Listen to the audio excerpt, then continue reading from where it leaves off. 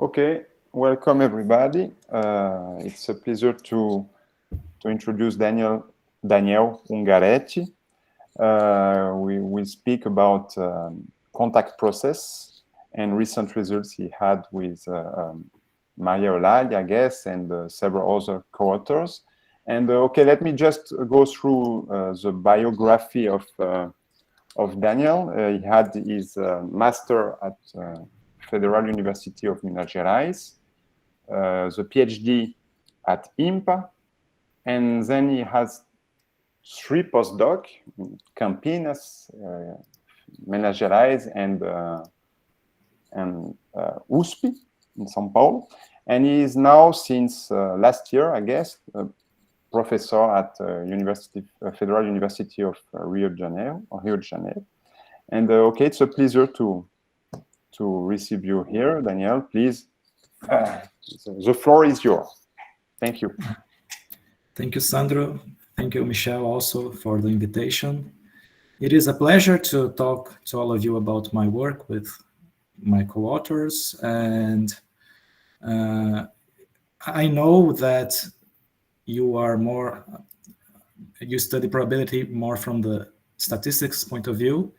So maybe there will be some slides that will seem a little bit scary, but do not be afraid. I just want to that everyone leaves here today feeling that learned something, okay?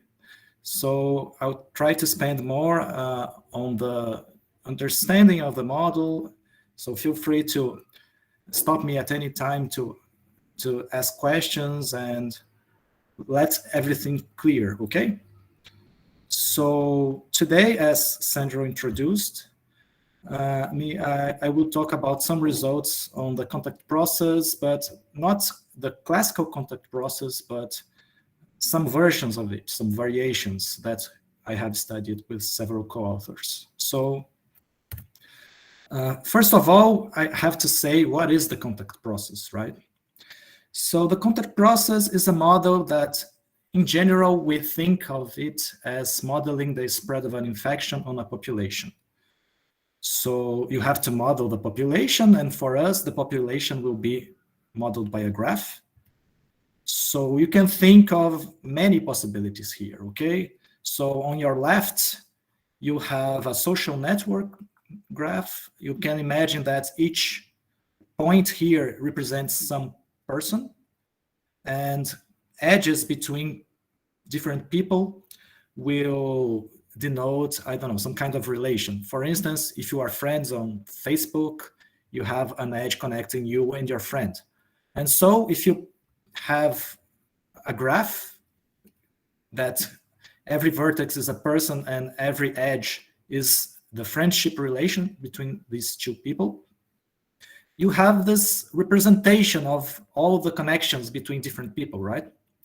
So you can think of a graph as some kind of something similar to the left, finite graph with many, many connections, maybe many, many vertices. But it is also very common to think of the model on different graphs. For instance, on a lattice. So on your right, you have lattice, which we call the ZD. What does this represent? So now here, every vertex is a point of integer coordinates, okay? You are in d dimensions, and your edges are between nearest neighbor sites, okay? So everyone that's at distance 1 is connected. So for instance, this represents a piece of lattice with d equal 2. And here, so when d equals 2, you have some kind of square lattice, and every edge has 4 connections, okay? It would represent, if you are interpreting this as people, so each people can have relations with 4 different people, okay? So this is the underlying environment that we are considering. And so this represents the population. And how can we, so of course, as I was saying, vertices so represent people, and edges will represent what I call the range of infection. So for us, this relation instead of friendship will be if a person is infected, if this person can infect someone nearby. So nearby will mean if some of the neighbors, okay? And then with this in mind, we have to say something about how this model evolves in time, okay? So we have what we call a configuration at any time. So each vertex will be either healthy or infected. Healthy I am denoting by zeros, and infected I will denote by ones. And so you can see, for instance, that here we have a graph with 5 vertices, and we have 3 infected people, okay? And the main point of the model is that this model evolves in time. So if you are in this configuration, for instance, what can happen is that a person that is infected can become healthy. So if this happens, for instance, here the central node got healthy, and then the infection became black. And this will happen with rate 1. And on the other hand, you can have also healthy people becoming infected. So for instance, here we have essentially the same graph with 2 infected people, and the central vertex will become infected with some rate. This rate, it has some parameter lambda, that is a positive number, and it will become higher depending on the number of infected neighbors. So if you have 2 infected neighbors, you have twice the chance of being infected, okay? So here is depicting essentially what I said. The central vertex got infected by some of the neighbors, okay? And finally, notice that with this kind of dynamics, what happens is that if everyone is healthy, then there is no chance of the infection spreading because there is no infection on the graph anymore. So this is the general picture of the contact process. Okay? So everything clear till now? It's just a kind of model to represent the spread of an infection over time. Please explain a little bit about the rate. Okay, so about the rate, what happens is the following. You can imagine that, let's single out, for instance, one edge. So suppose I am looking at this edge here, okay? And what happens is the following. I will talk more about this later, but essentially you have a timeline for each edge and for each site. So for instance, will become what we call the graphic representation. And the rate is essentially this. For each edge, you will have some random times that you will be able to transmit the infection, okay? So at some points, the infection will be able to be transmitted. And what is this rate? So if we have many attempts, the rate lambda will control how frequent these arrivals, this transmission times happen. And the simplest way to do this is to consider that you have a Poisson process with rate lambda here. So essentially what is happening here is that these random variables are all exponential and independent, okay? So exponential random variable. So you have some random times in which you can transmit if you are looking at an edge. And if you are considering some site, you will have a similar picture. You have the site here, you will have some timeline, and you will have some special times, random times, in which you have cures. And when you have cure, the infection, if it was present, will vanish. Is it a little bit clear? And the rates that I am stating here are just different values for the parameter of the exponential. So for rate 1, you have exponential of parameter 1 between these random times, and for Poisson lambda, it's a different rate. Okay? Okay, thank you. Yeah, I think it's okay. Yeah, Renato? Yeah. Yeah. I will have more pictures, so maybe it will No, be yeah, clear. it's correct, because I was about to ask the same thing, because rate for us, I mean, for statistician, we don't know exactly what it means, but you're speaking about an exponential distribution for time, but then it's okay. Perfect. Thank you. Nice. So, as I was saying, the contact process is modeling using these infections and cure events using Poisson processes. And you have this parameter, lambda, that is governing the behavior. So a nice way to think of the model is, what are the pros and cons of this approach, okay? So for one side, you have a lot of independence because you are using many exponential random variables, and they have lack of memory property, right? So this makes analysis of the model easier.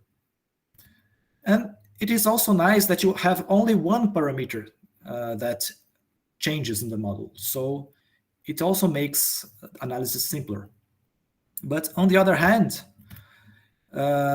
this may be unrealistic. For instance, you might want to incorporate other, maybe lack of memory is not a good property to have every time. For instance, if someone got infected, maybe this person should not be infected for some time because he developed some kind of immunity. So this model does not incorporate any kind of behavior like this, okay? And as I said, what's a pro, that it has few parameters, can also be a con, because you don't have much flexibility to twitch the model and adapt it to some situation, okay?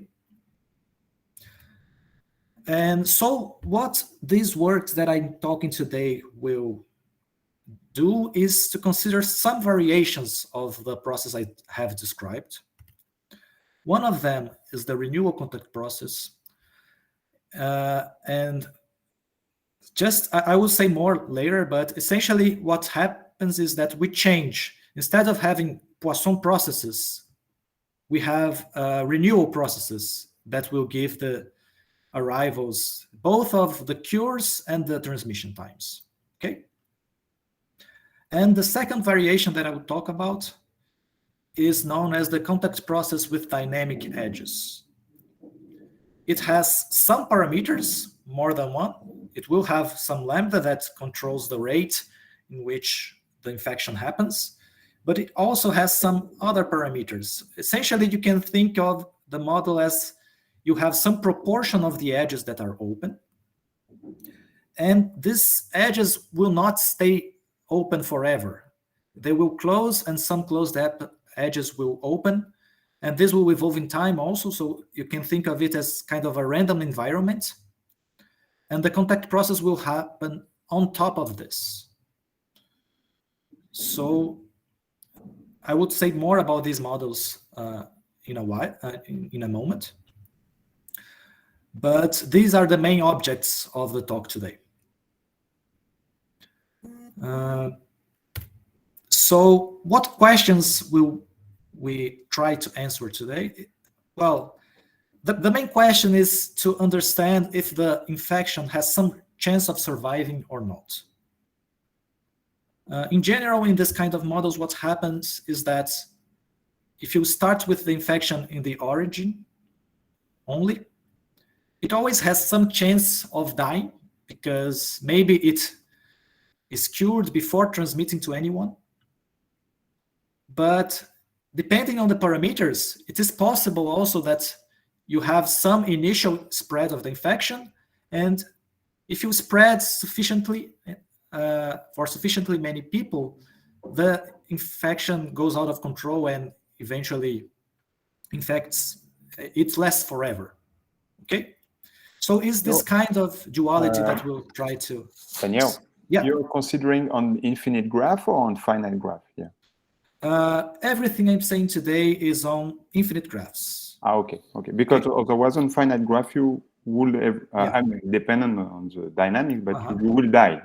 Yes. Okay. But this plays some role in some of the arguments. Okay. Okay. But you are correct. If you are on a finite graph, what will eventually happen is that, well, you have always some chance of transmitting, okay, but you also have some chance of curing. And since you have finitely many sites, you have some chance of everyone heal before the next transmission. Okay, so this can happen with a positive probability. So what you said is very precise. So in general, if you are in a finite graph and you are making a contact process, a classical contact process, you will always die. But there are more finer properties that you can discuss, but this is an important point. Okay. So yeah, so we are interested in this kind of question, if the infection can survive or not. And of course, this will depend on the parameters of the model. So now is the point that I have some pictures, okay? These pictures are showing what I tried to preview earlier about how the process evolves, okay? So a good way of representing this kind of model is through what we call graphical representation. The graphical representation is simply a picture that has a timeline. You represent your graph here, and every site and edge will have some marks. So you have cure marks that here are represented by blue squares, and they will denote precisely the times in which, if you are infected, you will get cured. And you have infection marks that are the times that you can transmit the infection to your neighbor. Okay? And given the cure marks and the infection marks, you can describe the evolution of the whole process beginning with the infected sites. Okay? What do I mean? I mean, you have a kind of coupling. So, for instance, if you start with V, only this vertex infected, then you can see that, okay, this infection lasted till it got cured here, but at this time it passed. So what I'm doing is I am retracing what is already in red here. So you have some kind of oriented paths that either end in a cure mark, or if there are no cure marks, it can continue onwards. Okay? And this representation, so it tries to, so if you stop at any time, what you see is precisely for instance, if I stopped at this time, what I see is that from the infection started from V, I will find at this time, T0, I will find precisely these 4 sites infected. Okay? So is the graphical representation clear? Essentially, no, I was about to say that I think it's clear. Yeah. Yeah. Nice. So, and notice that the only change that we are making to the contact process is this. So this representation using cure marks and infection marks will be the same for the contact process, the original one, and the variations that I'm describing today. But the difference is that we are changing the distribution of the marks. And this issue that I told you about, that is if the process can survive or not, it is very deeply connected with another kind of probability model, that is the one we call percolation. So now I will talk a little bit about this. What is percolation? And percolation is a kind of general model for a random environment. Okay, so the most classical one is called Bernoulli Percolation, and for us, the random environment is given by a collection of open edges. So think here I'm considering Z2, as I stated before. Now we are only dealing today essentially with ZD for some dimension D. Okay, and here what the model does, it will have, so you can think of this as a collection of tunnels, maybe. And each tunnel, each edge can be either open or closed. And it will be open with probability P and closed with probability 1 minus P, independently of everything else. So we are choosing randomly each edge to be open or closed, and what you observe is then some kind of random cluster. Okay, so here we have two blue clusters that are connected clusters. Okay, and so the question if it percolates or not is simply if there is an infinite component or not. Here we are only observing a finite piece of the graph because I can't draw infinitely many edges, but the question is valid. Okay, can we have an infinite cluster or not? This is the main question of this kind of models, of percolation models.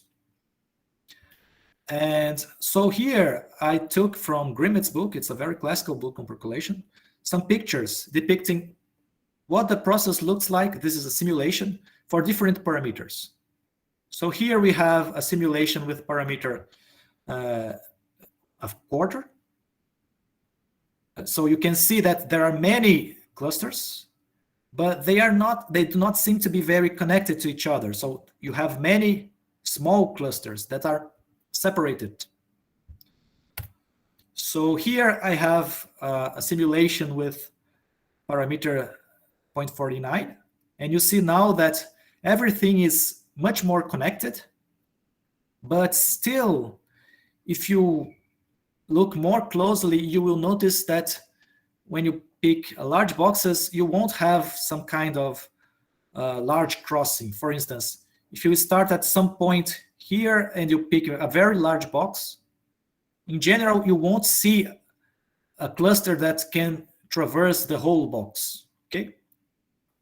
Of course, this is a simulation. Maybe you have a small probability that this happens, but in general, if you pick a large box, this won't be the case. At least for this parameter. Okay. When you pick a parameter slightly above a half, then this kind of crossings will become much more common. And when you pick larger parameters, then you can see that essentially you have some kind of very connected cluster. And of course, sometimes you will find some small clusters that are surrounded by this big cluster. But the general idea is this: if you are increasing the parameter, you go from having many small clusters to having one very large cluster with some small clusters around it. Okay? And this difference of phases, depending on the parameter, is what we call a phase transition. So I am considering here some function, theta of p. Theta of p is just the probability that the origin is connected to infinity if you are with a model with parameter p. So this is essentially saying that you have an infinite cluster that will go through the origin. And so what happens is that this function presents what we call a phase transition. So if you pick very small values of p, what we observed in the simulation with small p is true. What happens is that you won't have an infinite cluster passing through the origin or passing through any site, okay? But if you start picking some larger values, what happens is that you have a positive probability of observing an infinite cluster from the origins. So what this shows is that you have two different phases. You have a subcritical phase, in which what I described here, that you have just finite clusters, is true. And you have finer properties, okay? For instance, you can say that the probability of the cluster of the origin having more than n vertices, it decays exponentially with n. And you have a different phase, which is called supercritical, in which you have a unique infinite cluster. And the small clusters that are not in the infinite cluster, they also have some decay. And I won't enter in details here. It's just that there are many properties that are known about this kind of models. And another part that might be important is it's more hard to have rigorous results is the critical parameter. Okay, so you have some critical point here that is defined above here. That's precisely when you observe this change of behavior. Before it, you are subcritical, and after it, you are supercritical. When you are considering this kind of models, a very common analogy is when you consider water. It can be in solid form, it can be ice, or it can be liquid water. And this happens precisely at 0 degrees Celsius, right? So this is the same kind of phenomenon. You have some parameter, and this parameter in some critical point, it determines very different behavior if you are below it or above it. And we want to do some similar analysis in the contact process. So what you can observe is the following. We have that parameter lambda that controls the infection, right? And what happens is the following. You can prove that if you pick lambda very small, then you have extinction. Extinction meaning that the probability that the infection survives is actually 1. Extinction has probability 1 of happening in this region. Okay. What else could you have? If you do not go extinct, it might be that the infection survives. And this could happen in essentially 2 ways. It might be that the infection survives, but it keeps spreading far and far away. And it could be, this is called weak survival. And there is also what we call strong survival. That means that the infection, it survives. And more than that, it does not survive. Of course, it will go far away, but it also keeps infecting the same site infinitely often. Okay? So these are some possibilities of what happens to the model. And what can be proven is precisely that actually this middle phase here does not exist. So essentially, either if your parameter is smaller than the critical lambda, you will die with probability 1. And if you are above the critical parameter, what happens is strong survival. So the infection has a positive probability of surviving. And more than that, it will always keep infecting the same site infinitely often. So up to now, everything is all right? Here you mean the contact process with Poisson. Yeah.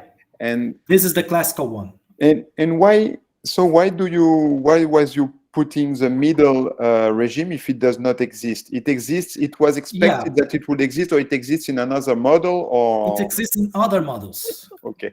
Because it seems like you just created an artificial middle regime. So. Yeah. While I was talking, I noticed that it was true, but the point is that I'm talking always about ZD here. But for instance, if you consider the contact process on a tree, depending on the tree, it's been some time that I looked at these results, but you have weak survival on trees, okay? So this behavior can exist. And of course, we are changing the contact process. So maybe it will exist also in our model, okay? Okay, thank you. Okay. And so just going back to the graphical representation, I'd like to single out some properties of it. So as I was saying, this collection of marks, of infection and cure marks, they essentially determine what will happen with the process. And you can couple many different starting configurations using the same marks. For instance, if you start with only V1 infected, then everyone that is pink at some time are the people that got infected by V1. And if you start from only V2 infected, you will infect only the people in light blue here. And so what I'm singling out here is a property that we call additivity. If you start with 2 vertices infected, then the collection of infected sites at some time is simply the union of who would be infected, considering everyone starting from a single infection separately. Okay. So this is a property that holds. Also, we have some kind of monotonicity in lambda, the parameter of the Poisson process. So if you increase lambda, you can define the model in such a way that the increase in lambda will result in simply adding more transmission errors. So of course, you are just making it easier to survive. And I'd like to single out also that because of the choice of always using exponential random variables, what happens in the classical contact process is that different regions, for instance, this one and this one, they behave entirely independently. The collection of marks in the region, in the upward region, is completely independent of the collection of marks that you observe in the lower region. Okay? And this makes the analysis much easier. So if everyone is following, what we are going to talk now is how are we modifying this construction. So the point here is that we won't consider Poisson marks anymore.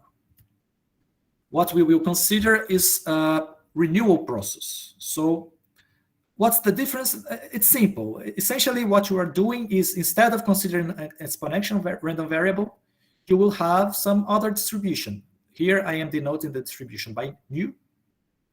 It's a distribution on the positive reals. And then, for instance, for cures, we are considering cure marks that are given by, the first cure mark will take a random time of distribution u. The second one will be after this one, summing another mu distributed random variable. And you keep doing this. So you have a collection, an infinite collection of cure marks for each site. And if you are considering a general distribution, what happens is that you lose Markov property. You lose the lack of memory property. okay? So essentially what happens is that depending on the time you are looking, if you have some information of previous marks, this will give you information of what can happen in the future with the cure marks also. So this is something that we want to control. But we are considering here that every site has independent renewal processes. So it's not that bad. Okay? And we are doing the same for transmissions. So you have a different distribution for transmissions also. And this one is called mu. Okay? And the idea is to understand if there is survival or not in this generalized model. This has been, as I was saying, we lose Markov property. So if you are considering, for instance, this box and this one, now you don't have independence anymore, because knowing that something happens on the box below will give you some information of what can happen in the box above. However, you have independence in the space. For instance, knowing something about marks in this region won't tell you anything about the region to the left, because sides and edges that are different are completely independent. Okay? And one of the main difficulties of studying this kind of models is... Daniel, yeah. In space, you have independence. What do you mean? Because if you are infected on the left, then you can infect the part on the right, and then there are some correlation. Here I am considering just the collection of marks. Okay. Okay. Because they determine the process. The processes of marks. Okay. Yeah. Okay. And just one curiosity, because now just it occurred to me. But no, I will ask at the end, because otherwise we will break the course. No, go on. Thank you. Okay. And so to overcome this difficulty of losing Markov property, we need tools to deal with renewal marks. So this, I do not want you to bother too much over this, but I'm just describing what kind of tools we use. So when considering renewal processes, it is usual to look at the renewal measure. It's just for some interval here, I is an interval. I am asking what's the expected number of renewals in this interval. And you can prove on some conditions that these processes, they obey what was called the strong renewal theorem. Essentially, you have some asymptotic behavior of the number of renewals in some interval of fixed length. So here we have an interval of length h. And what I'm saying here is that if we take some large time, this expected number of occurrences is essentially the length of 8 over the mean value of the random variable, which is, I think it's reasonably expected, right? I mean, of course, you have to prove this kind of results, but it's not very surprising. And this is what happens when you have finite first moment. You have more complicated results. Actually, some of them are quite recent. You have a very an important paper of Caravana and Donny from 2019 that gives some conditions, a characterization actually, of when this kind of strong renewal theorem holds, depending on the distribution. Okay, so this is one tool.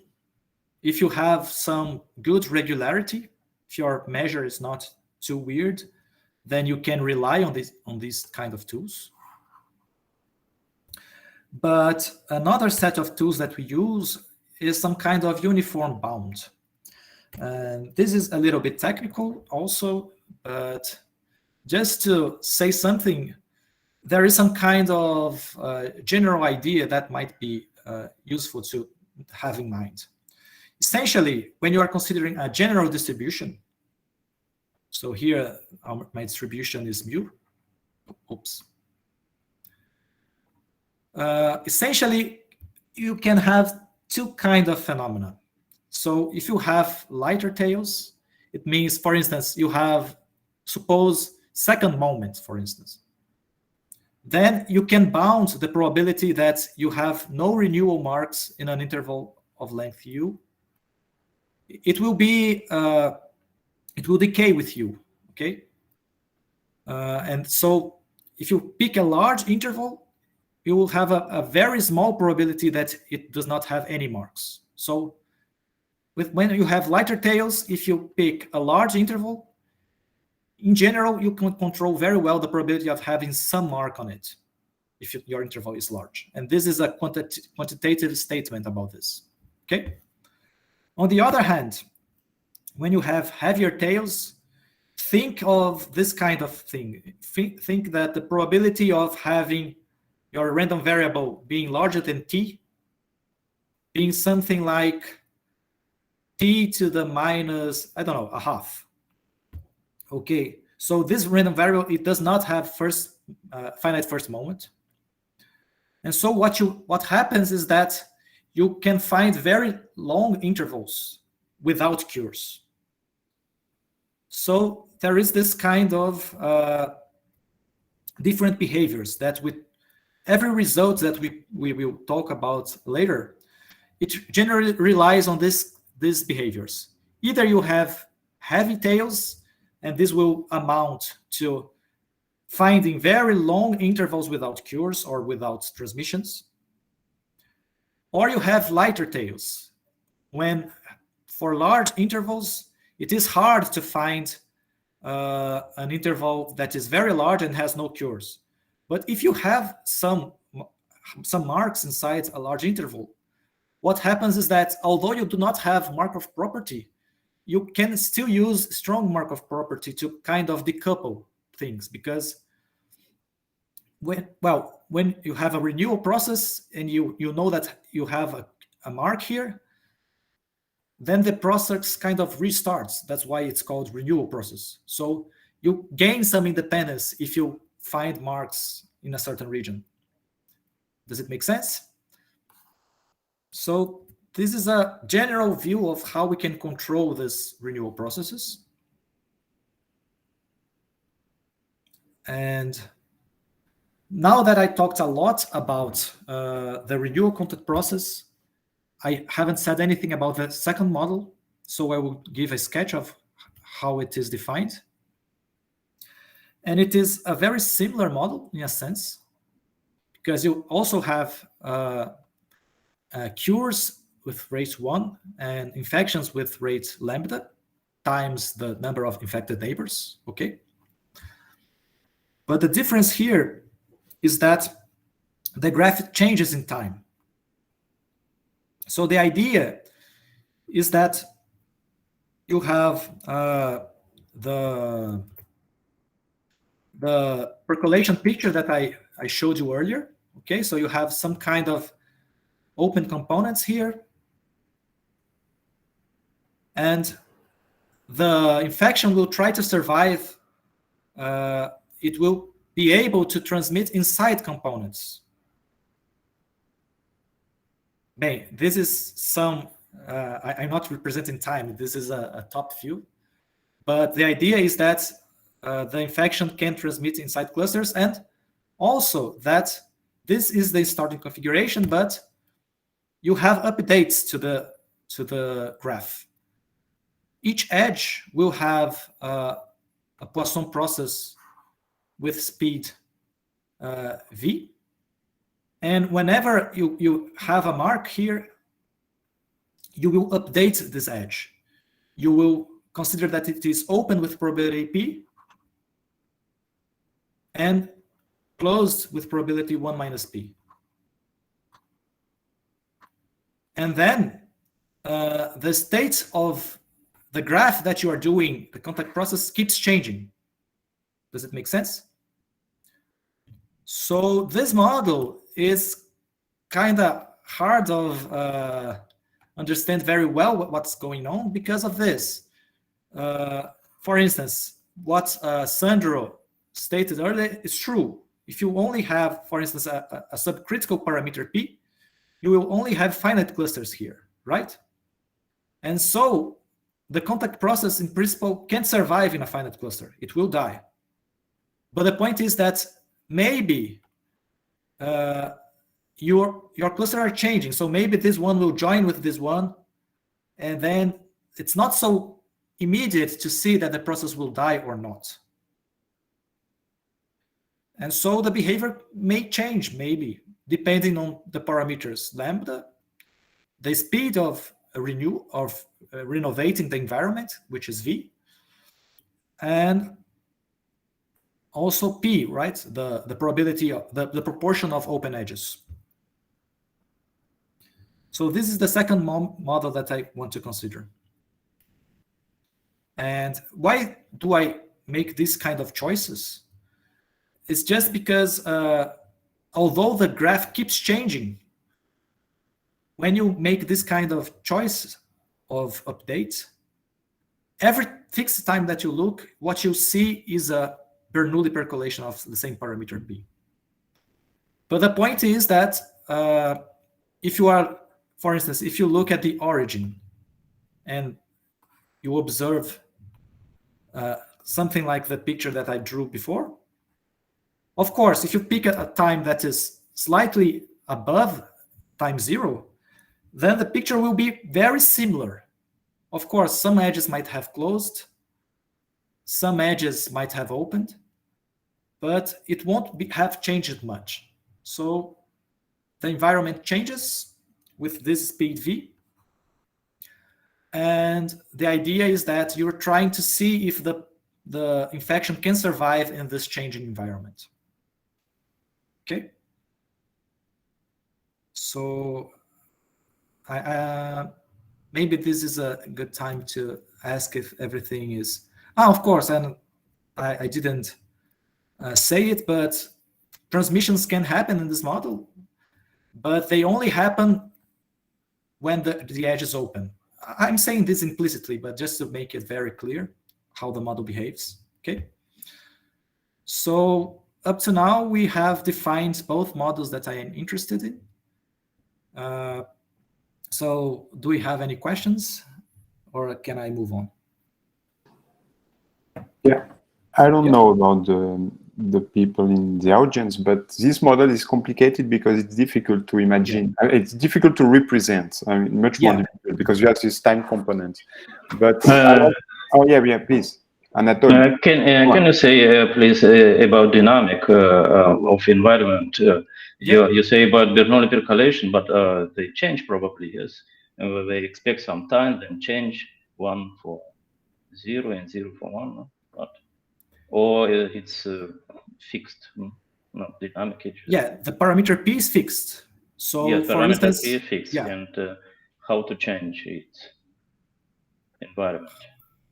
Yeah, I mean, this is, so maybe it was not clear of how I said it, but it's given here on the updates. So what I'm saying here is that each edge can be open or closed with probability P. So the initial configuration is a Bernoulli percolation. Yes. Okay. And it's then each edge keeps updating its No, okay, state. yes. With rate V, you change as 0 for 1. Okay. Thank you.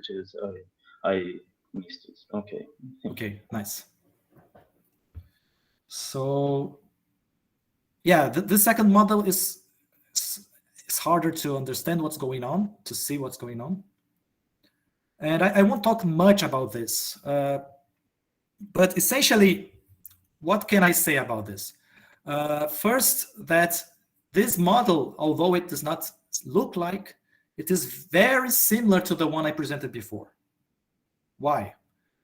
Because if you look at the edges of the model, what happens is the following. So you have, let me draw here the possible transmission marks. So these are Poisson of rate lambda. But what happens is that some of them, they won't happen actually, okay? So maybe this one didn't happen because the edge was closed. But this one happened, and this one didn't happen, and this one also didn't happen. Okay, so a nice way to think of the model might be that you are having some random times of transmission, but they depend, of course, on, so the transmissions will only happen actually when you have an open edge. But then because of the exponential choices, what's happening is that these times of transmission, they can be modeled also as a renewal process, okay? So you have some distribution here that I'm not describing. And the only difference is that maybe you have some delay here, some initial time that you wait, but then you have a renewal process. But I don't want to enter too much on this, even because this point of view did not happen a lot in our results about the model, okay? Just that they have similar behaviors, okay? Okay, you're saying that you look at the transmission process, yeah, and you make some kind of thinning of this process. You would like to make a transmission, but you cancel it.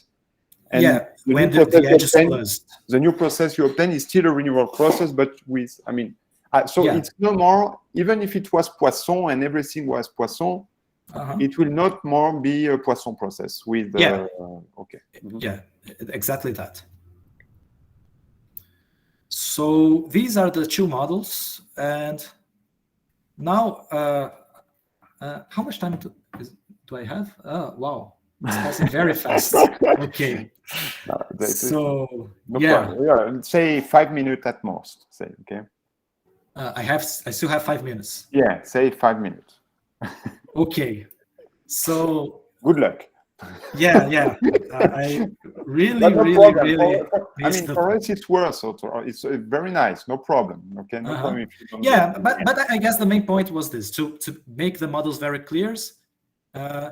Maybe I should say something. Yeah. So essentially, I would try to make an overview of the kind of results, and I won't have time to talk about proofs or anything. But so essentially, the pictures that I told you about the renewal processes, they are very useful to develop strategies to proving results on these models. So for instance, the first paper that actually introduced the RCP model was this one. And there they proved that if you have an infinite graph and you have heavy-tailed distribution for cures, and the infection is Poisson, then the process, it will always have a positive probability of surviving.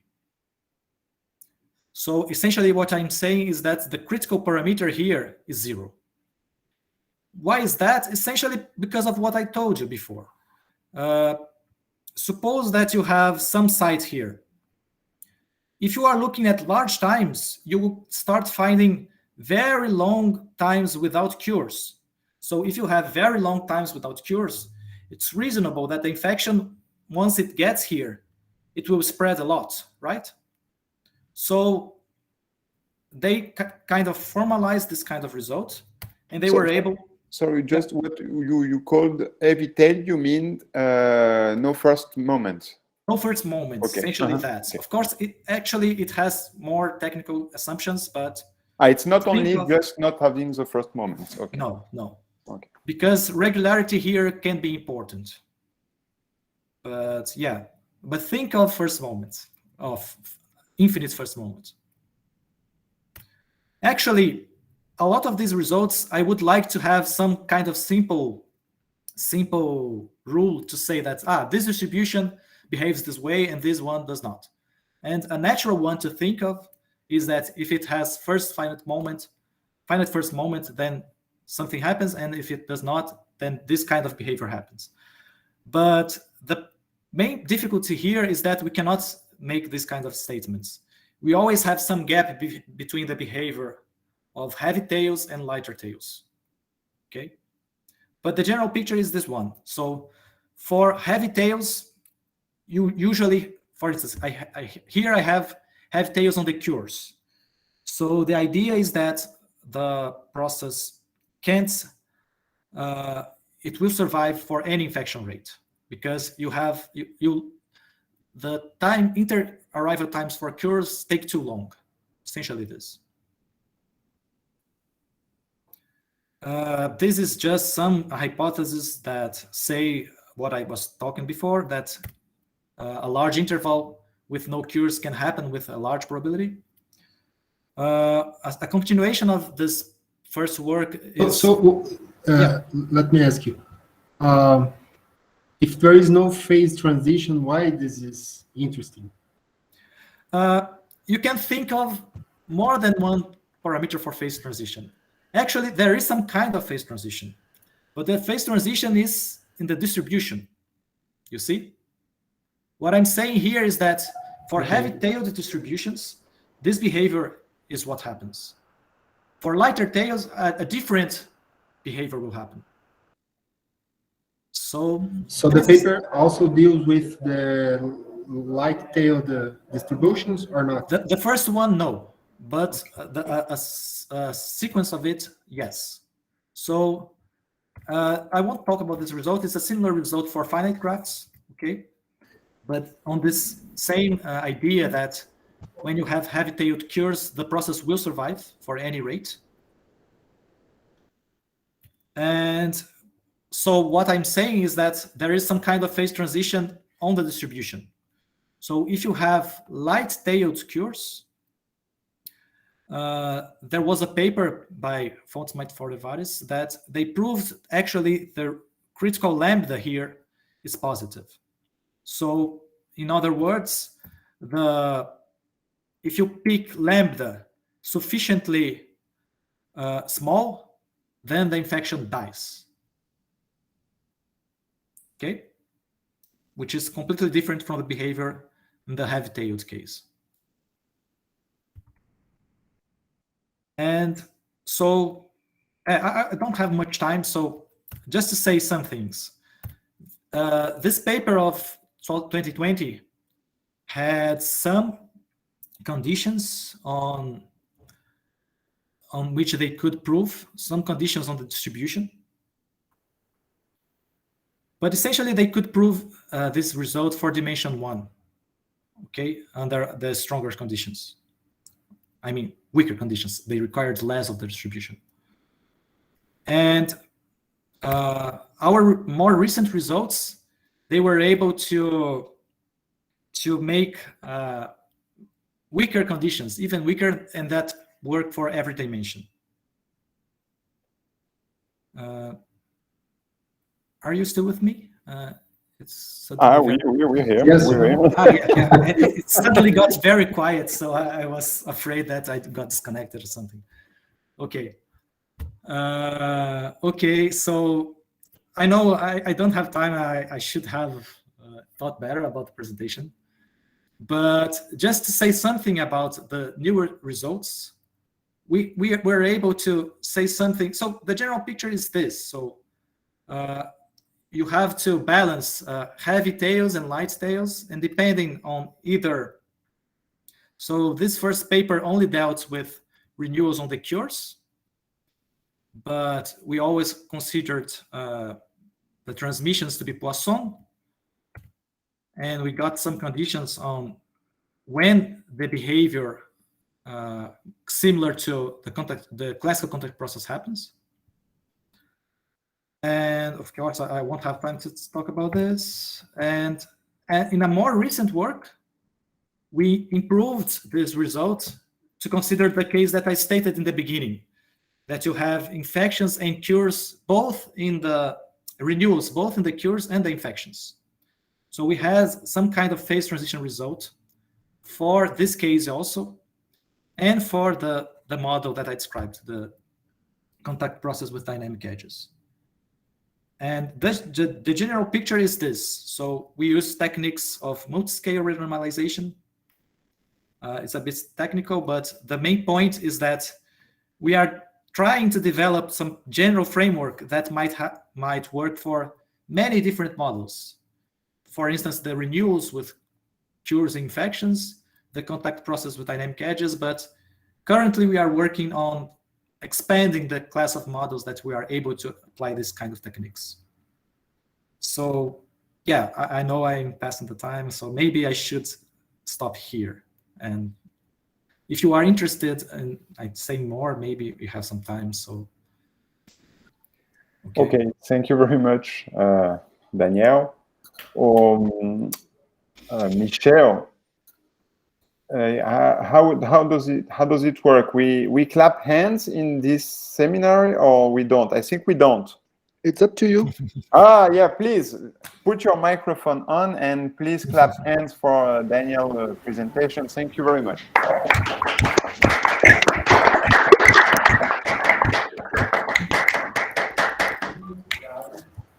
Okay, Daniel, thank you very much for your very nice presentation. Actually, it's not a problem for me if you don't get to the... I know that one of the objectives of a talk is to reach the level at which you finally present your work. Yeah. But here it was very nice because you took so much time to explain the model that I'm pretty sure everybody had some idea of... for the students, essentially, we are not used about this kind of models. I think it was very, very useful. Okay. So thank you very much. Yeah. If someone learned something, I'm glad. It's better than I talk about results that nobody understands. And okay, so anybody has a question, want to make a comment, please just put your microphone on and speak.